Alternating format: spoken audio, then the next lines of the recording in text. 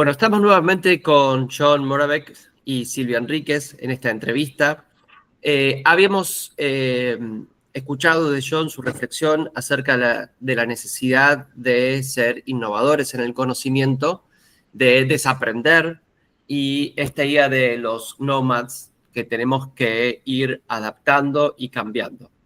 Y recién nos decías la importancia de en este proceso de desaprender, que nos focalicemos en la solución de problemas. Mi pregunta es, muchas veces la educación de la fábrica del siglo XVIII intentaba resolver los problemas, la educación intentaba resolver los problemas de la fábrica del siglo XVIII, y tal vez resolver los problemas nos está ayudando a resolver los problemas del mercado actual, de la producción actual, pero los problemas del alumno el día de mañana van a ser muy distintos, como tú también decías.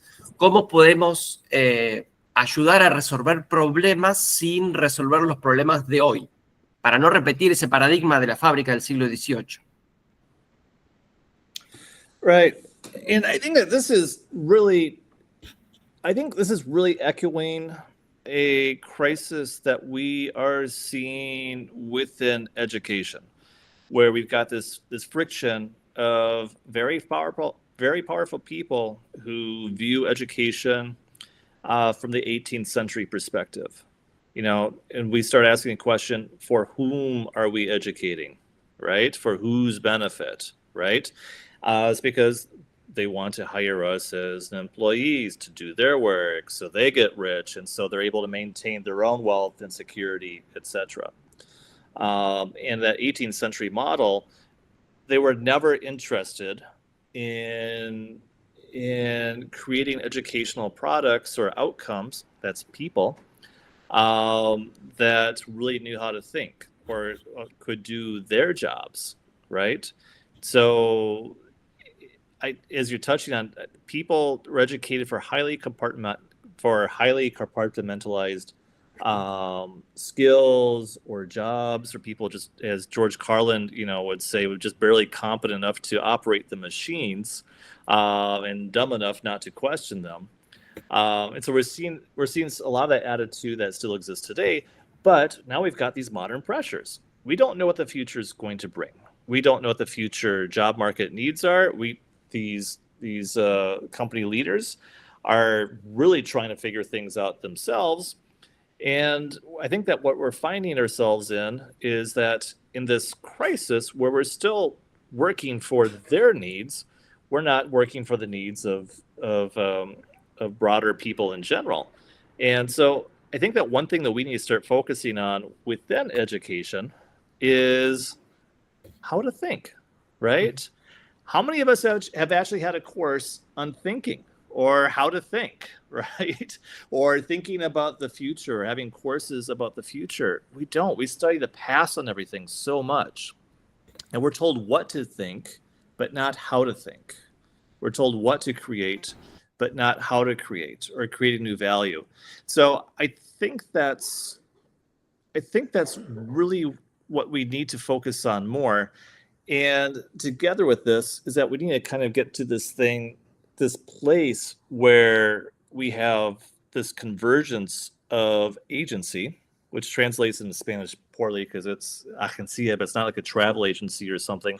Agency means being allowed to do what you want to do, but combining this or intersecting it with self-efficacy, auto-efficacia. I think that once we have that, we kind of hit this point of nirvana, because self-efficacy is having the skills or the attitude or the belief in oneself that you can make things happen despite all the challenges that are presented to you, right? It's learning despite your schools, for example. I think that that's a direction that we really need to get into. And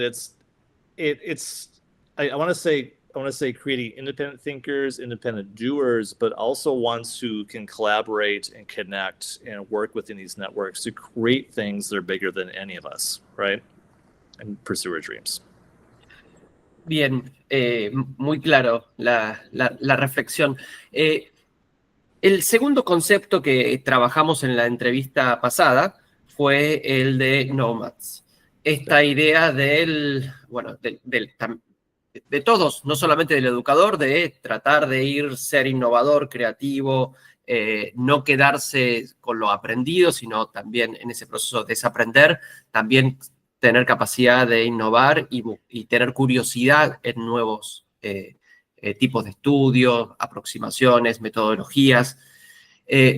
Pero sin embargo, nuestra carrera académica, la necesidad de nuestra formación nos obliga o nos está obligando a ser cada vez o estar más focalizado en una pequeña parte del conocimiento compartimentalizado. Siempre el posgrado, el doctorado, el postdoctorado nos lleva a saber mucho de una muy pequeña parte del conocimiento. ¿Cómo compatibilizamos esas dos exigencias del mundo profesional con esta realidad y esta necesidad que nos estás marcando? Silvia, can you summarize that again? A bus came by and then I got lost. That in the academic world, you need to specialize in some small portion of science, of one discipline. Okay, right, yep. And then how is that compatible with being a nomad and being able to be adaptive when you learn? Okay, very good. Thank you. Okay, so I think I got it. So when you're talking, a combi came, then Sylvia, you're talking, another combi came by. So it's a nice, noisy place, man. But I got it. Yeah, we are highly specialized. And this is, I think this isn't a fault of the universities. I think this is a fault of the entire system leading up and including the universities. Children enter kindergarten, told a false belief, you can be anything you want. And then we start saying, no, you can't do that. No, you can't do that. And they just kind of, the possibilities that something has gets narrower. And then you get into universities and then they say, so what do you want to do? you don't have too many options. So the winnowing path that we have creates fewer opportunities for people to find their own ways and to express their own needs and desires as well.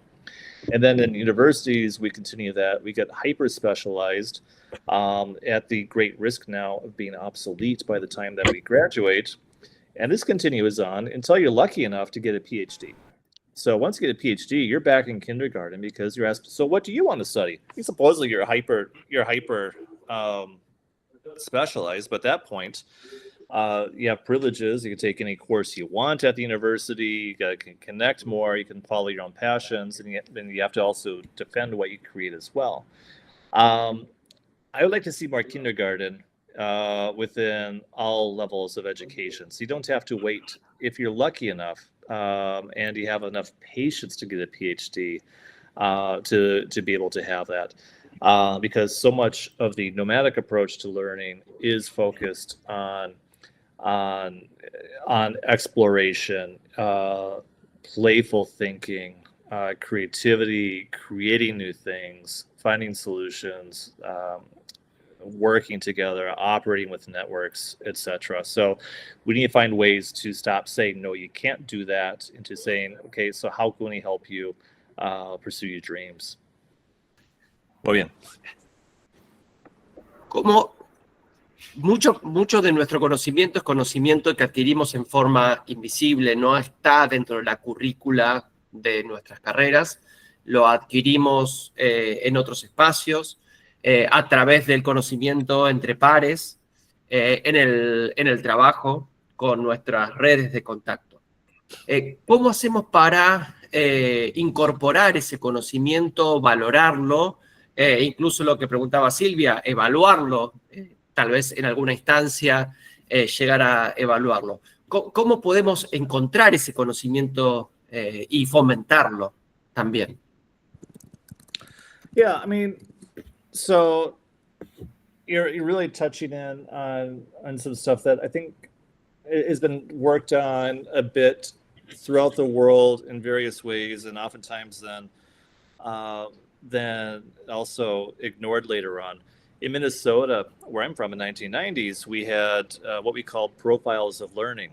So it was some evaluations, but that was really focused more on so what do you know? What sort of skills do you have? Right? And it's not going rather for like some super specific things that are easy to measure, but to build more of a general portfolio of what is known about what a person knows. And I think that within education, I think that we need to start thinking more back to that. And it seems that we kind of think around in cycles. Like this is a hippie idea from the 1960s, or reemerged in the 1990s, and hopefully we can see the stuff come back again, where it's more portfolio-based approaches towards evaluation rather than really focusing on high-stakes testing. I mean, high-stakes testing has advantages that it's easy to do, but that's about it, because it's expensive. It converts what a student knows, knowledge, into data, which just degrades what's inside of a person's head. And the whole point to make people fit into spreadsheets for administrators and government bureaucrats. So I don't think that's really an effective way to be able to do stuff. But if we could start thinking about ways that we can get into more portfolio work, more demonstrations of, so what new value are you able to create based on what you've been learning, I think that helps to bring this towards the future better. Yeah, it's just my opinion. Ok. John, otra aproximación a tu... en tus textos desarrollas la idea de reducir un poco las jerarquías del modelo de aprendizaje, también aprender entre pares, aprender entre colegas, aprender de la solución de problemas. Sin embargo, nosotros cuando tenemos un modelo de clase, también están muy claros los roles de cada uno de los actores del proceso de educación. El maestro por un lado, el aprendiz por otro lado, el alumno en otro lugar, e incluso las clases se siguen diseñando con el maestro que conoce y el alumno del otro lado, el que no conoce. ¿Cómo pensás, más allá de algunas experiencias de reacomodar el aula, de distribuir el aula de una forma distinta, cómo crees que se puede reducir las jerarquías que existen en el sistema educativo? Silvia, can you help me with that one? Okay. A lot of education is still conducted with the traditional model of the teacher being the one who knows and the students who don't know and need to learn. Okay. So how can you get over that? How can you change that? Right. I mean, this is all about hierarchies, isn't it? That we've got the hierarchies, the teacher as a center of authority, hierarchies as students as being passive recipients, also almost said passive resistors. And these are, it's like these are just real relics of the old times, industrial era. The future of learning isn't hierarchical, but it's more flat. It's horizontal. Maybe we'll just call it pancake learning or something, right? Because it's peer-based, it's participatory, where leadership is shared, power can be shared. I'm really inspired by what I see in democratic schools, especially Sudbury-type schools, where students and staff members have an equal vote and equal say as to what happens throughout everything. And that enables everybody to step into roles of facilitators, co-learners, but then everybody's also co-responsible for their learning as well. So I think that the first thing is to just really redefine our roles within learning institutions, to just really flatten out these hierarchies. The next would be really engaging people in co-designing their learning experiences, right? Inviting students to shape the courses, right? So what are you seeing in the world that we need to update this course with, right? With universities, this is a challenge because we operate with syllabuses or syllabi that are approved by committees years before, but we need to bring more flexibility to enable students and the professors to shape these, right? choose the topics better, choose the readings. It's almost kind of like an expanded seminar, right? And really co-designing assessment criteria, right? Because if we don't know what we need to learn by the end of the class, let's create some criteria to assess how well we've been doing along the way, right? We need to create structures for peer learning, right? So within online education, we've got great opportunities because we can do breakout groups, we can do forums, we can use other collaborative tools, but really we have to focus on the cultural point on getting students to lead discussions, which it sounds like a horrible way to do it because forcing students to lead discussions is not a productive way to go to education. But we need to start creating this culture, right? Students are moderating debates and stuff. So it's just more of a seminar in the true sense, where all voices are valued equally. You have to be very intentional about enabling the amplifications of different contributions being careful of who we ignore as well. And online platforms, I think, create kind of a dangerous space for this because certain things tend to get magnified more than others. But we really need to engage more. And I think that when we leverage technologies, I think that we also need to start thinking about multilingual engagement. I thank you for letting me speak in English in this. Intercultural engagements. We do virtual study abroad, for example, and use these tools to enable us to do things that we can't quite do within traditional classes or classroom spaces, right? And then going back to what I really love about the Sudbury model is that we really need to think of how we could share leadership, right? So we have to get away from the mindset where students are passive absorbers of knowledge or whatever is in the core syllabus, but we need to decentralize our learning spaces where students co-own and co-lead with their learning with their professors as well.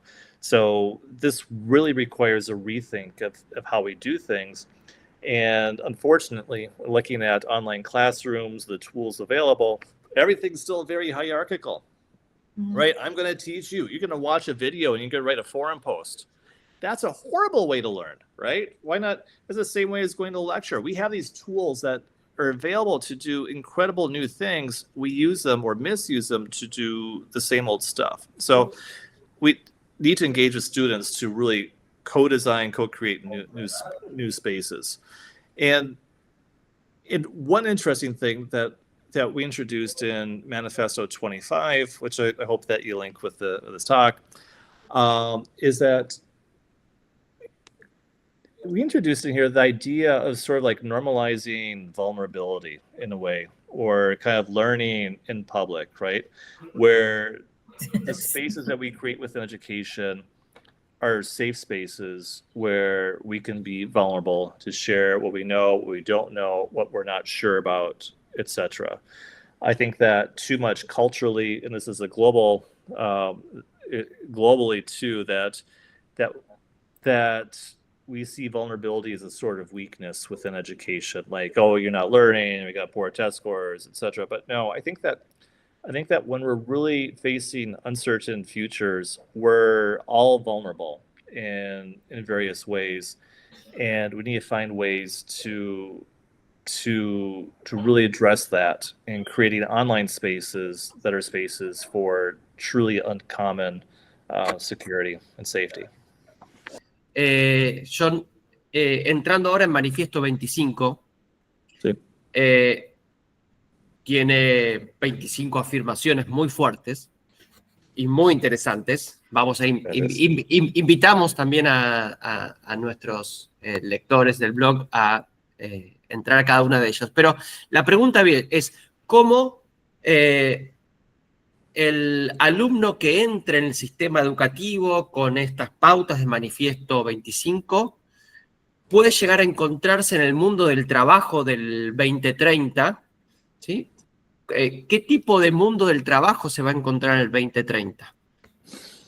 Will we have work in 2030? Right? What jobs will exist? And things are changing so fast. And we I think there will always be work, but what we're going to do as work is going to really change. The most secure forms of work are simply, I think, was it Arthur C. Clarke who said this, the most secure work is those that technologies can't do, like being a plumber, a gardener, right? And these are all things that we don't study to do within universities, right?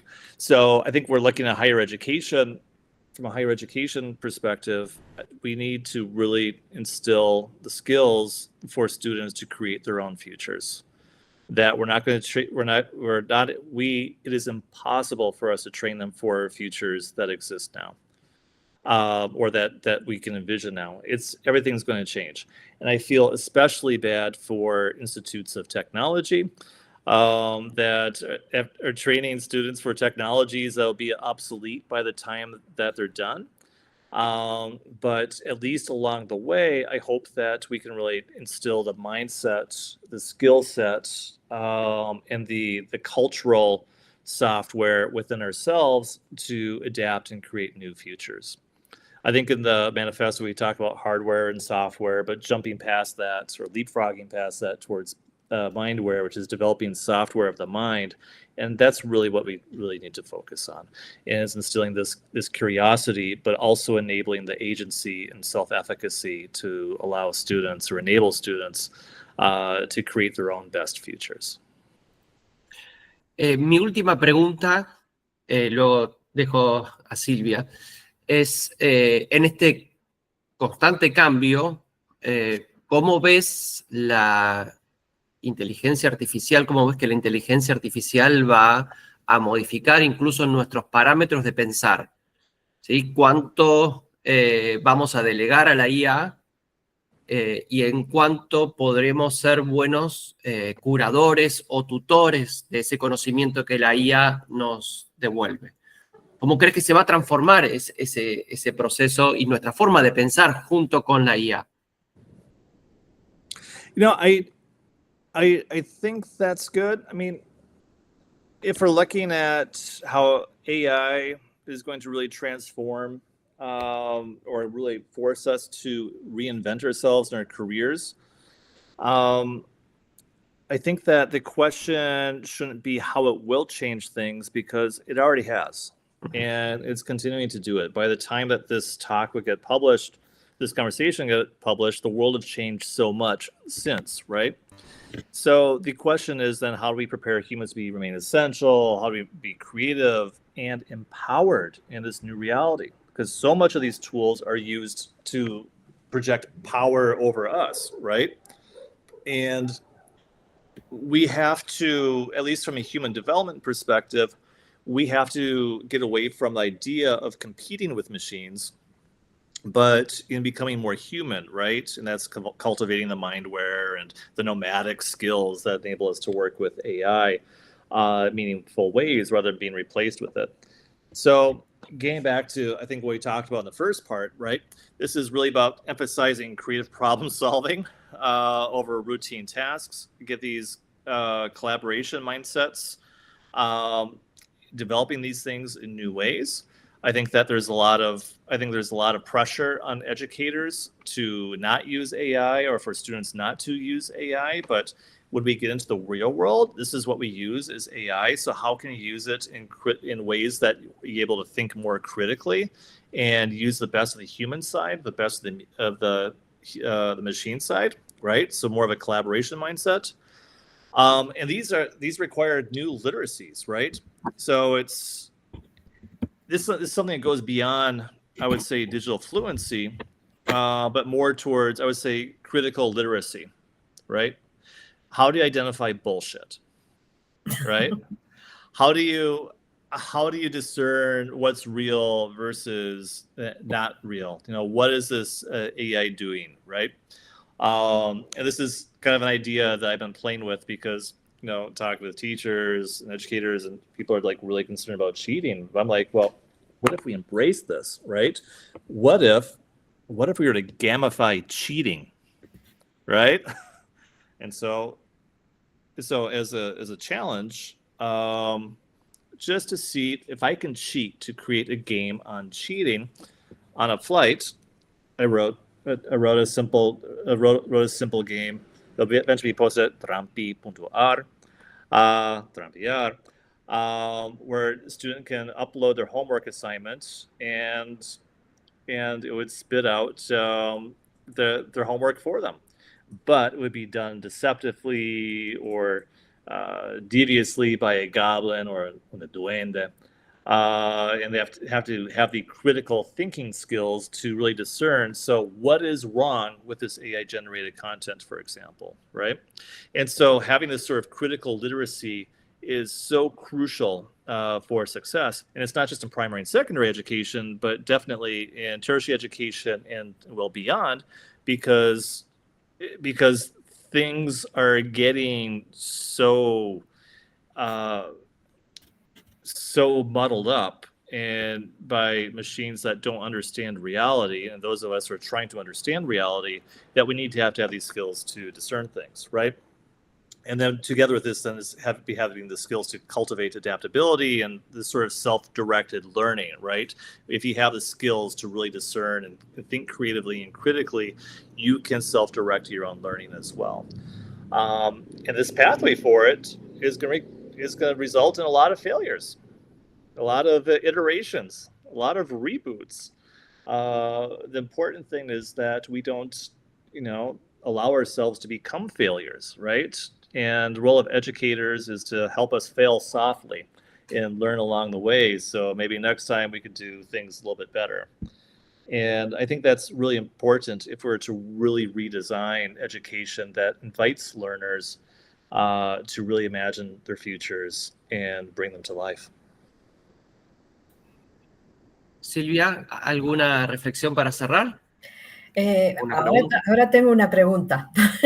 Bueno. Muchas reflexiones, pero bueno, justamente con esta frase, esto que dijiste al final de rediseñar el aprendizaje, todo el manifiesto 15 y ahora el manifiesto 25 son una propuesta sobre cómo rediseñar y una serie de objetivos a futuro que llevan un proceso.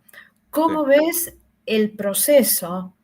¿En qué etapa crees que estamos en los distintos objetivos de este proceso con el que logremos lo que yo creo que sería una síntesis de lo que dice el manifiesto, que es que tenemos que pasar, bueno, el manifiesto hay mucho movimiento en pedagogía, que dice que tenemos que pasar de formar trabajadores para las fábricas que sepan hacer lo que tienen que hacer para el trabajo y no mucho más, a que la educación sirva para construir una sociedad más justa en la que todas las personas se puedan realizar.